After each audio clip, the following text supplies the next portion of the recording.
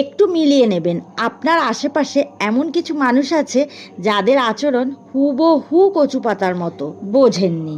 কচু পাতায় যেমন জল আটকে রাখা কোনোভাবেই সম্ভব নয়, জল গড়িয়ে সেই মাটির নিচে কাদার মধ্যে নর্দমায় পড়ে থাকবে, ঠিক তেমনি ওই সব মানুষদের জন্য যত কিছুই করবেন না কেন, আদর, যত্ন, ভালোবাসা, আপনি সব কিছু দিয়ে মন জয় করার চেষ্টা করলেও তারা কখনোই আপনার কাছে আটকে থাকতে চাইবে না। তাদের তো ভালো লাগবে ওই কচু পাতার ওপর থেকে পড়ে গিয়ে কাদার মধ্যে পড়ে থাকতে।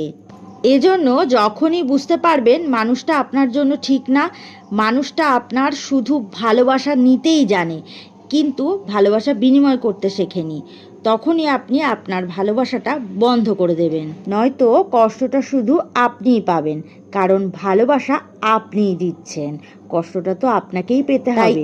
এই ধরনের লোকের থেকে সব সময় দূরে থাকবেন।